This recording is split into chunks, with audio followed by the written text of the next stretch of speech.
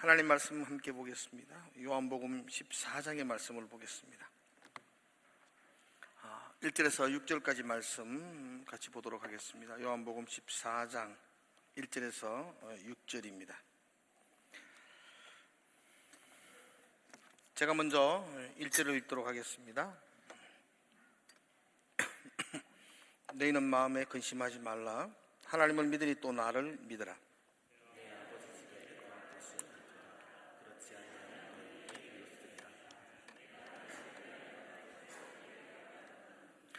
가서 너희를 위하여 거처를 예비하며 내가 다시 와서 너희를 내게로 영접하여 나 있는 곳에 너희도 있게 하리라. 내가 어디로 가는지 그 길을 너희가 아느니라.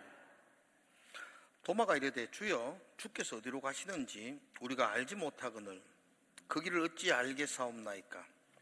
예수께서 이르시되 내가 곧 길이요 진리요 생명이니 나로 말미암지 않고는 아버지께로 올 자가 없느니라. 예배분들에게 인사합시다. 사랑합니다. 그렇게 인사합시다. 하나님께 우리가 다짐합시다. 눈으로 예배하겠습니다. 이건 한낱 구호가 아니라 정말 내가 나의 왕 되신 그분 앞에 진심으로 예배하겠습니다라는 나의 고백입니다. 오늘도 정말 우리가 예배자가 되기를 이 시간에 주님의 이름으로 축복을 드립니다. 현대사회를 포스트 모더니의 사회라 이렇게 부릅니다. 포스트 모더니즘은 절대적인 진리를 인정하지 않습니다. 다양한 관점 그리고 다양한 기준을 강조합니다. 예전에는 이것이 옳다 이것이 틀렸다는 정확한 기준이 있었습니다. 근데 지금은 포스트 모더니즘의 시대에는 다양한 답을 제시합니다. 당신은 이것이 맞다고 생각하지만 나는 저것도 맞다라고 말합니다. 한 가지 답을 강요하는 것은 억압이고 독선이라고 말합니다. 그래서 진리, 유일 이런 단어들을 굉장히 싫어합니다. 너에게도 진리가 있지만 내가 말하는 것도 진리다라고 주장합니다. 그래서 각각 자기의 소견에 옳은 대로 행동하는 것을 멋진 삶이다, 개성적인 삶이다라고 말합니다. 이것이 세상에 말하는 다양성입니다. 물론 포용적이고 관대하고 열린 마음이라고 생각되어집니다. 그러나 여러분, 우리 모두가 각자의 소견에 옳은 대로 각자의 다양성대로 달려간다면 우리 공동체는 굉장한 혼란에 빠질 수가 있습니다. 예를 들어 축구를 한번 생각해 보시면 규칙과 질서가 있어야만 합니다. 축구 경기에 심판도 없고 규칙도 없으면 공을 안고 막 뛰고, 아니 발로 해야 되지 왜 손으로 해? 나는 이게 편해. 난 내 편한 대로 하고 당신은 당신 편한 대로 발로 차고 나는 내 편한 대로 손으로 하고. 아무데나 차고도 골입니다. 당신은 골대 안에 넣으면 골이고 나는 골대 밖에 있는 걸 골인으로 하겠다. 이렇게 규칙과 질서를 무너뜨리면 자유를 얻는 것이 아니고 혼란을 초래하게 됩니다. 성경에서 가장 무질서한 시대를 기록한 책을 사람들은 사사기라고 말합니다. 사사기의 마지막 부분 보면 에브라임 산지에 있는 한 가정, 미가의 가정에서 타락하기 시작합니다. 그리고 그 다음 장에 넘어가면 그 미가의 가정에서 시작되었던 우상 숭배가 한 지파, 단지파의 몰락으로 이어지게 되고요. 단지파의 몰락이 그 다음 19장에 넘어가면 12토막 살인 사건으로 말미암아 이스라엘 온 나라의 혼란과 집단적인 타락으로 이어집니다.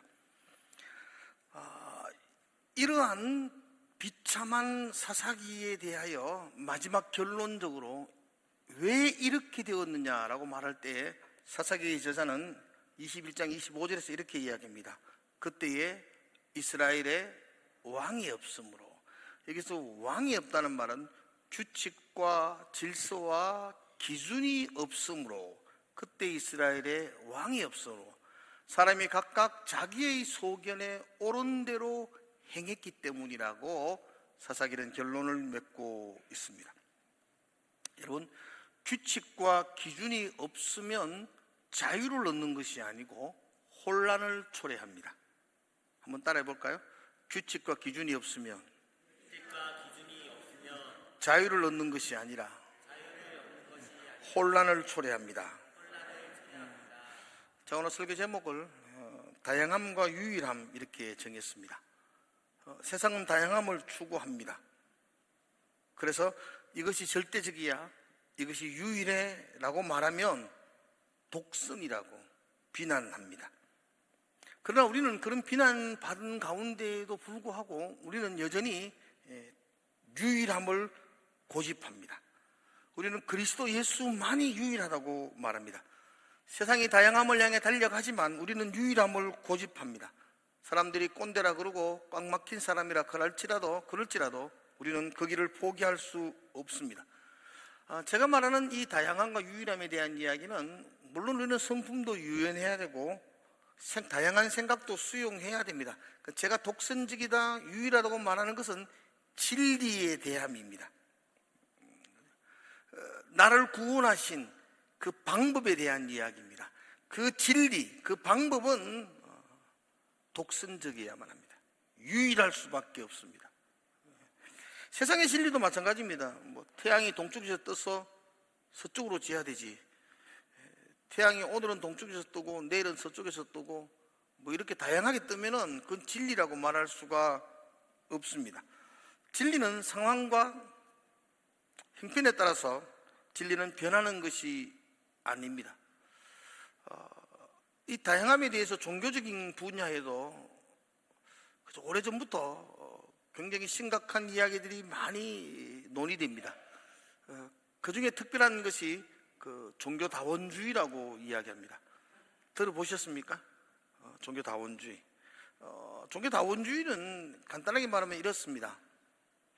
우리 앞에 보이는 803 정상으로 올라가는 길은 여러 가지가 있습니다. 동화사 쪽으로 올라갈 수도 있고요, 수태골로 해서 이렇게 올라갈 수도 있고, 와촌 저 갓바위 쪽으로 해서 803 정상에도 올라갈 수가 있고, 저는 개인적으로 케이블카를 타고 중턱까지 올라가는 거 가장 좋은 방법이라고 생각합니다. 아무튼 여러 가지 방법이 있지만 결국 올라가면 정상에서 다 같이 만난다는 겁니다. 종교도 마찬가지입니다. 불교를 믿든 유교를 믿든 이슬람을 믿든 남녀 호랑경교를 믿든 기독교를 믿든 열심히 믿고 나면 결국은 정상에서 하나님을 만나게 된다, 그렇게 말합니다. 그러니 교회가 기독교만 유일하다고 고집하지 마라, 그렇게 주장합니다. 그러나 우리는 이 진리 부분에 대해서는 우리는 다양함을 인정할 수가 없습니다. 성경은 세상 사람들은 다양한 다원주의를 이야기할지라도 성경은 독선적인 한 가지 길만 말합니다.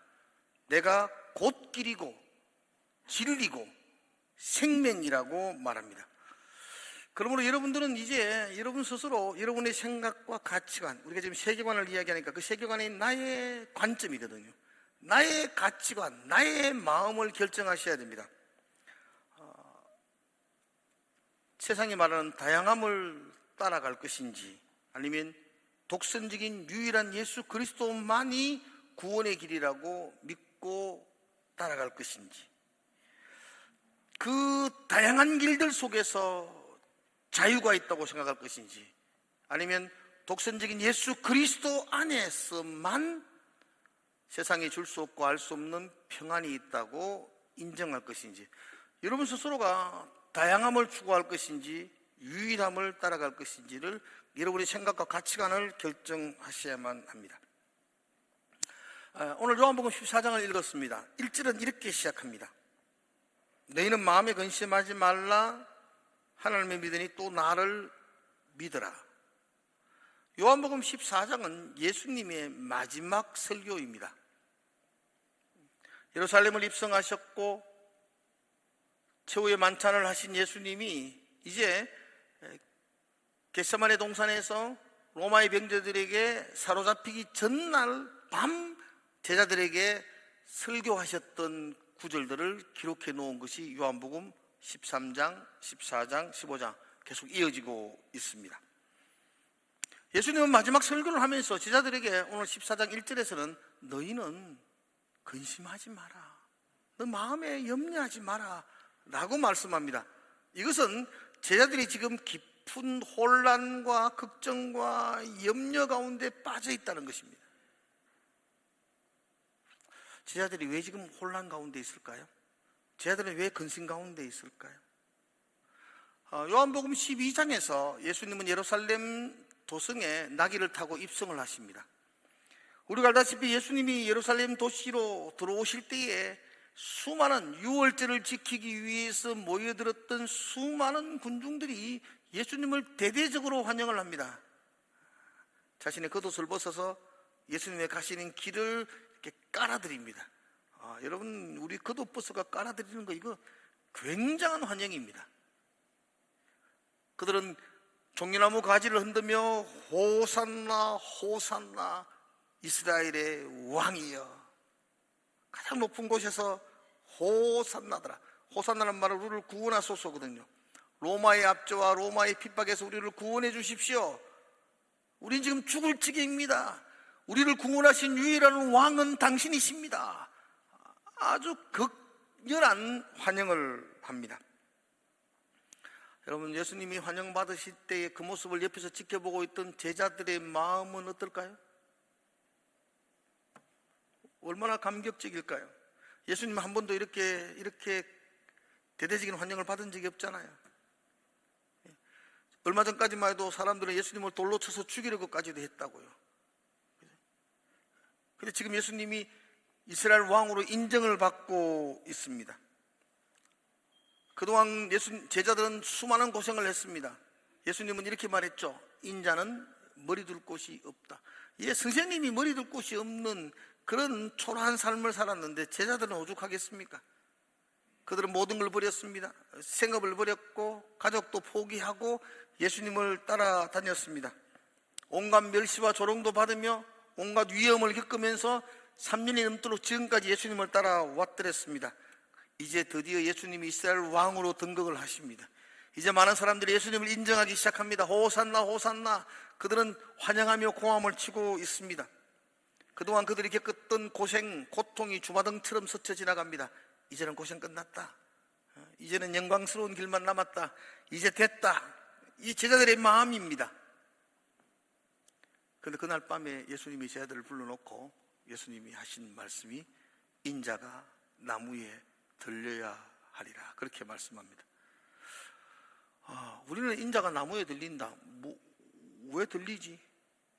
어디 들린단 말이가? 이렇게 생각하겠지만 유대인들은 그 말이 곧 예수님이 십자가를 지셔야 한다는 말과 금방 알아차립니다. 예수님이 저주의 나무에 달려 십자가를 져야 한다라는 말. 아니, 이제 고생 끝났는데 이 예수님이 왕이 되면은 내가 좌우편에서 영광을 누릴 건데, 그런데 예수님이 지금 죽으신다는 겁니다. 그것도 십자가에서 죽으신다는 겁니다. 그럼 우리는 어떻게 됐냐는 거죠. 마음이 불안하기 시작합니다. 또한 예수님은 제자들을 향하여 그 밤에 내가 간다, 이제 너희들을 따라서 간다는 겁니다. 근데 어디로 가는지 말씀을 하지 않습니다. 그리고는 너희들은 내가 가는 곳에 따라올 수 없다는 겁니다. 내 혼자 가겠다는 겁니다. 나중에 따라오겠지만 지금은 내가 간다. 그러나 너희들이 내가 가는 곳을 알지도 못하고 어디로 가는지도 모르고 따라올 수도 없다라고 말씀하고 있습니다. 지금까지 따라왔습니다. 지금까지 예수님이 곁에 있었습니다. 이제 마지막 순간입니다. 결정적인 순간입니다. 그런데 못 따라온다는 겁니다. 제자들은 예수님의 마음을 이해할 수가 없고 예수님이 하시는 말씀도 깨달을 수가 없습니다. 더욱이 13장에 넘어가서 21절에 되면 예수님이 아주 청청백력 같은 말씀을 하십니다. 예수께서 이 말씀을 하시고 심령이 괴로워, 몹시 괴로워하면서 말씀하십니다. 내가 진실로 진실로 너희에게 이르노니. 같이 읽어볼까요? 시작. 너희 중 하나가 나를 팔리라. 너희 중 하나가 나를 팔 것이다. 내가 배반을 당하고 그 배반 때문에 내가 죽음을 당한다는 것을 암시하고 있습니다. 이 말을 듣고는 가룟 유다가 식사 중에 자리를 박차고 밖으로 나가버립니다. 선생님과 함께 식사를 하다가 예수님은 뜬금없이 너희 중에 내가 한 사람이 나를 팔 것이다 라고 말했고, 그리고 가룟 유다는 어두운 곳으로 떠나버립니다. 이어서 예수님은 베드로를 향해서 이렇게 말합니다. 네가 닭 울기 전에 나를 3번 부인할 것이다 라고 말씀합니다. 이게 13장의 말씀이죠. 제 아들은 지금 예수님이 무슨 말씀을 하시는지 그 의미가 무엇인지 정확하게 알지는 못합니다. 그러나 유쾌하고 행복했던 그 6월절 식사 자리가 엉망이 되어버렸습니다. 두려움과 염려, 걱정과 불안이 검은 먹구름처럼 제 아들의 마음 가운데 가득 차게 됩니다. 근데 여러분 한번 볼까요? 제 아들이 본질적으로 걱정하고 염려하고 두려워하고 속상해하는 이유가 무엇일까요? 제 아들은 지금 왜 걱정하고 왜 못마땅해하고 왜 속상해하고 있습니까? 그것은 제자들이 기대했던 것, 제자들이 바랬던 것과 예수님이 걸어가시는 길이 달랐기 때문입니다.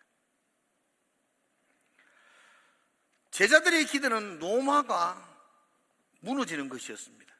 제자들의 기대는 이스라엘이 독립하는 것이었습니다.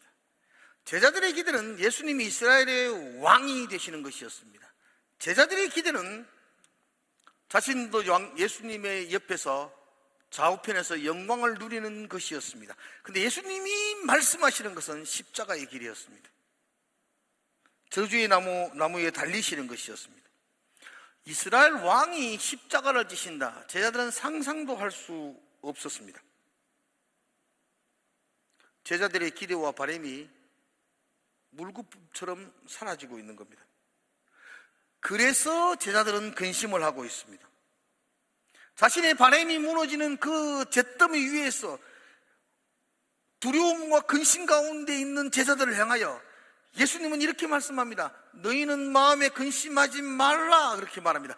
여러분, 이 요한복음 14장 1절에 너희는 마음에 근심하지 말라는 말이 예수님의 억양, 톤이 굉장히 단호하고 무섭고 막 큰 소리고 그렇게 들려지십니까?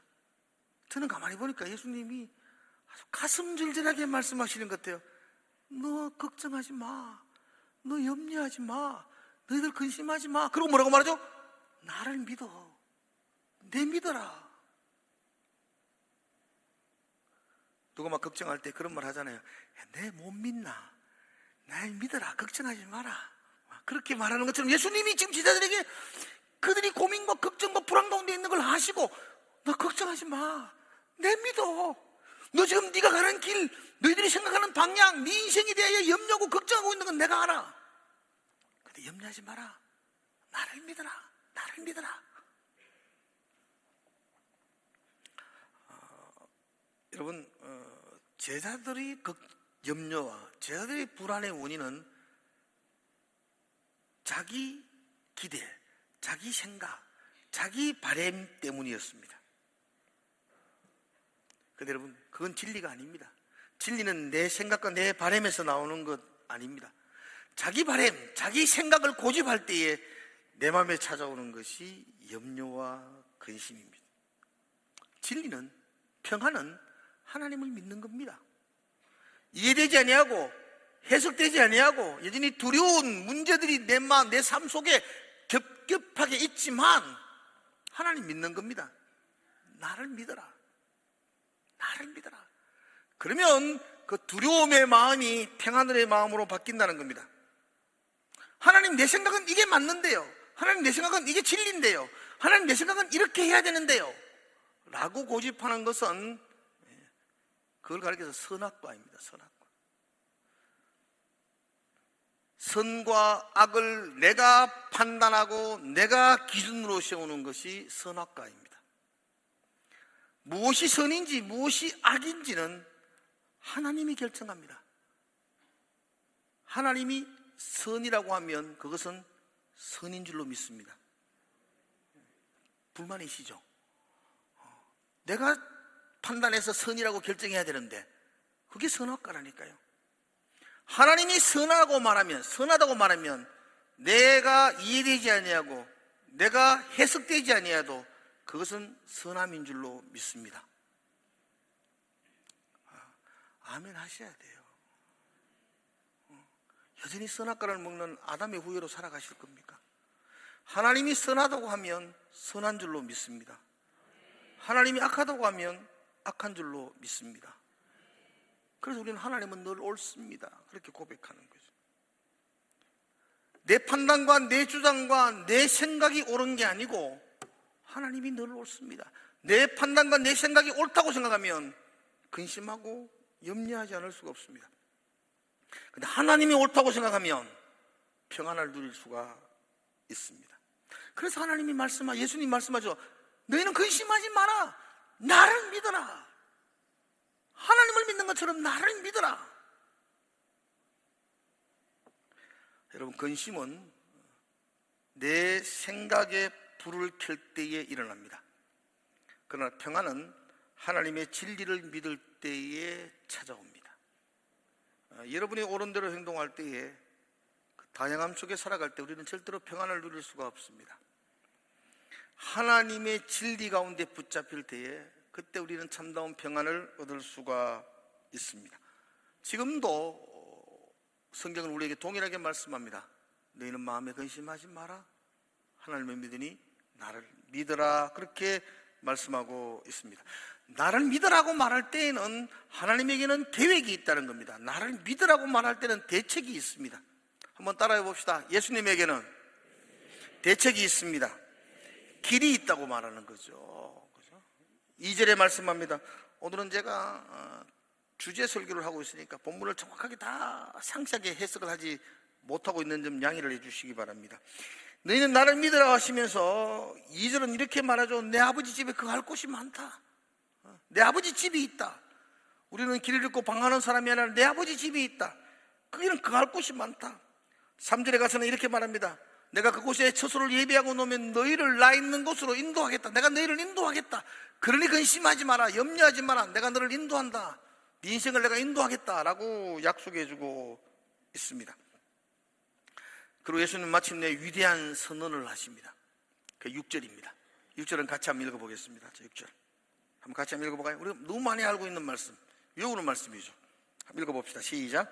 예수께서 이르시되 내가 곧 길이요 진리요 생명이니 나로 말미암지 않고는 아버지께로 올 자가 없느니라. 아멘. 그 6절의 말씀은 여러분들이 조금 공부를 하시면 그 헬라어 원어로 이렇게 보시면은 더 명확하고 감동적입니다. 이게 이제 에고 에이미라는 말로 시작하거든요. 내가 내다. 예수님이 자기 증명이거든요. 예수님이 자신을 에고 에이미, 내가 내다 라고 말하면서 여기 내가 곧이란 말이죠. 곧, 이 정관사인데요. 곧, 이 헬라어로는 해라는 단어를 썼거든요. 에고 에이미 해 호토스. 내가 곧, 이건 내가 그 길이다. 그리고 또 카이 해 엘렌타야. 내가 또 그 진리다. 또 그 생명이다. 그래서 정관사 그가 3번 반복됩니다. 우리 성경에는 내가 곧 진리고 길이고 진리고 생명이라는 말이지만 히브리 그 헬라어 원어로 보면 내가 곧 길이고 내가 곧 진리고 내가 곧 생명이다라고 강조합니다. 5절에서 도마는 너무 막막해서 어디로 가는지 우리가 어떻게 압니까? 막막합니다 라고 말하죠. 내가 길을 모르겠다고 이야기합니다.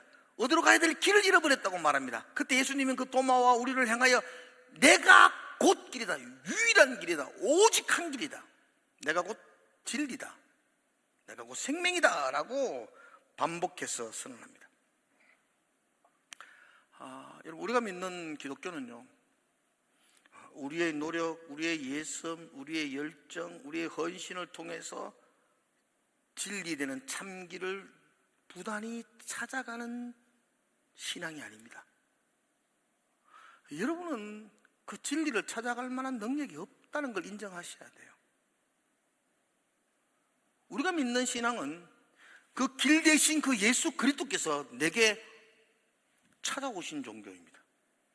그분이 우리를 찾아오셨습니다. 그분이 우리를 보여주셨습니다. 그 보여주신 것, 그래서 그걸 계시라고 말합니다. 우리는 계시의 종교라고 말합니다. 내가 찾아간 것이 아니고 그분이 나에게 찾아오셔서 나에게 보여주셨습니다. 세상 사람들은 다양한 길을 찾아가라고 이야기합니다. 그런데 예수님은 그분이 길 되셔서 우리에게 찾아오셨습니다. 유일한 길이 되셔서 우리에게 임재하셨던 것입니다. 진리도 마찬가지 아닙니까? 진리. 세상은 다양한 진리를 이야기합니다. 제가 말하는 이 진리는 세상의 이치, 학문을 말하는 게 아닙니다. 예, 우리는 다양한 이치, 다양한 학문은 우리는 인정을 합니다. 그러나 종되었던 내가 하나님의 자녀가 되는 방법, 그 길, 그 진리, 죽을 수밖에 없는 죄인이었던 내가 하나님의 자녀가 되는 구원을 이루는 그 길, 구원에 이르는 그 방법, 그 진리는 오직 예수 그리스도밖에 없습니다. 다른 길은 없습니다. 다른 진리는 없습니다. 이 진리는 변하지 않습니다. 21세가 되었다고 해서 포스트 모더니즘 해라서 그냥 여러 길로 가면 정상의 하나님 만난다는 거 아닙니다. 1세기 때나 21세기 때나 수많은 시간이 변해도 오직 진리는 예수 그리스도 그분밖에 없습니다. 오직 구원에 이르는 길은 그 예수 그리스도 그 길밖에 없습니다. 이게 우리가 믿는 겁니다. 우리 세상의 다양한 성품, 다양한 성격, 다양한 취미, 다양한 사상, 다양한 이야기들을 거부하지는 않습니다. 그 다양함들을 수용합니다. 그러나 이 진리, 예수 그리스도만이 우리를 구원에 이르게 하는 길이라는 이 진리만큼은 타협할 수 없는 독선적인 유일한 길이라고 우리는 고집하고 있는 것입니다. 생명에 대한 말씀도 마찬가지입니다. 여기는 생명, 예수만이 생명이라고 말합니다. 그래서 의문이 생깁니다. 우리 옆집 아저씨도 교회 안 다니는데 숨 잘 쉬고 사는데 그분은 그럼 생명이 없는 기가 매일 숨 쉬고 밥도 먹고 잘 사는 사람을 생명이 없다고 이야기해야 되느냐라고 말하기도 합니다. 그런데 여러분, 우리 성경을 가지고 이야기하잖아요. 성경에서 특별히 요한복음에서 시작해서 생명이라는 단어, 요한복음에서 생명이라는 단어가 한 40번 정도 나옵니다. 그런데 그때에 헬라어로는 이 생명이라는 단어를 두 가지로 설명을 해요. 하나는 비오스라는 단어를 썼고요, 또 하나는 조에라는 단어를 썼어요. 비오스라는 단어는 이 숨쉬고 호흡하고 먹고 마시는 육체의 생명을 말해요. 이걸 비오스의 생명이라고 말해요. 세상 사람들은 다 비오스의 생명으로 태어납니다. 세상 사람들은 교회에 안 다녀도 다 비오스의 생명을 가지고 살아갑니다. 오늘도 호흡하고 숨쉬고 밥 먹고 살아갑니다. 비오스의 생명을 살아갑니다. 근데 요한복음에서 생명이라고 말할 때는 비오스를 쓰지 않고 조에를 씁니다. 그러니까 내가 곧 길이요 곧 진리요 곧 생명을 할 때 이거 비오스가 아니고 조에라는 단어고, 나는 부활이요 생명이니 할 때 그 생명도 조에를 사용합니다. 요한복음에 나타나는 그 생명에 대한 모든 단어들은 다 조에를 말합니다. 성경에서 말하는 생명은 우리가 호흡하고 먹고 사는 하루 일에 살아가는 이 생명이 아니고 예수 그리스도 그 하나님께서 우리의 심령에 부어준 우리 영혼의 생명, 우리 영적인 생명을 말합니다. 그걸 조에라고 말합니다. 예수 그리스도만이 우리에게 세상에 알 수 없고 줄 수 없는 평안, 그 만족을 누리는 생명, 기쁨, 그 생명을 줄 수 있다는 겁니다. 다른 어떤 것으로는 생명이 없다는 것이죠. 예수만이 유일하게 우리에게 생명을 주시는 분이라고 말씀하고 있습니다. 모든 사람은 비오스를 가지고 태어납니다. 육체의 생명을 가지고 태어납니다. 그러나 영적인 생명은 예수만 주시는 겁니다. 예수 안에만 있습니다. 예수를 참 길이라고 고백하는 사람들에게만 그 생명을 얻을 수가 있습니다.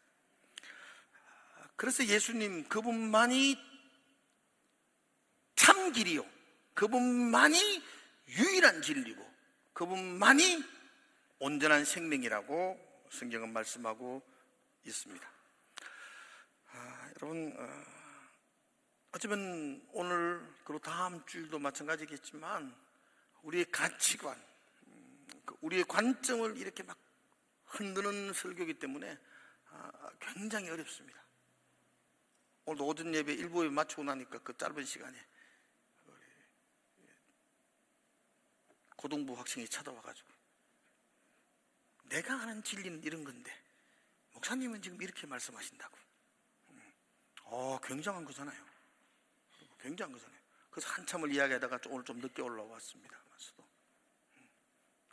우리가 배우고 세상에서 배우고 학문으로 가지고 있는 이 가치관, 다양함과 포용지고 열린 마음을 수용해야 된다는 이 다양성, 세상은 우리에게 다양성을 이야기합니다.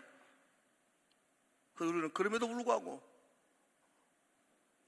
꼰대라는 소리를 들음에도 불구하고 우리는 유일한 길, 성경에 말씀하시는 그 유일한 길만이 진리에 이르는 길이라고 고집합니다. 이 고집이 저와 여러분의 거룩한 고집이 되기를 주의 이름으로 축원합니다. 우리는 다양한 생각과 다양한 가치관을 거부하지는 않습니다. 수용하고 받아들일 수 있어야 됩니다. 그러나 여러분, 다양한 학문을 받아들이는 거하고 다양한 구원의 길을 받아들이는 거하고는 달라야 합니다. 다양한 학문을 받아들인다고, 다양한 생각을 받아들인다고, 다양한 가치관을 수용한다고 해서 다양한 진리, 다양한 구원 받아들인다는 말 아닙니다. 그 구원의 진리의 문제에서는 우리는 단호하게 유일한 예수 그리스도만을 고집합니다. 예수 그리스도, 그분만이 참 길이라고 믿습니다. 그분만이 진정한 진리임을 우리가 선포합니다. 그분만이 우리에게 참 생명 되심을 믿습니다. 여러분, 예수 그리스도가 유일한 길이라고 믿을 때에 우리는 헤매이지 않습니다. 예수 그리스도가 유일한 길이라고 인정할 때에 우리는 방황하지 않습니다. 예수 그리스도가 유일한 진리라고 인정할 때 우리는 흔들리지 않습니다. 예수 그리스도가 유일한 생명이라고 인정할 때만 영원한 생명을 얻습니다. 이거는 절대로 타협할 수가 없습니다. 내가 곧 길이요, 내가 곧 진리요, 내가 곧 생명이니 나로 말미암지 않고는 아버지께로 올 자가 없느니라. 이게 진리의 말씀입니다. 한동안도 세상의 여러 소리를 들으며 우리는 살아가야 합니다. 그럼에도 불구하고 유일한 길, 유일한 진리, 유일한 생명 되신 그분을 붙들고 바라보는 우리의 마음이 흔들리지 않는, 그리고 그리스도의 가치관으로 이 땅을 분별하고 살아가시는 그런 저와 여러분 되시기를 주의 이름으로 축복을 드립니다. 기도하겠습니다.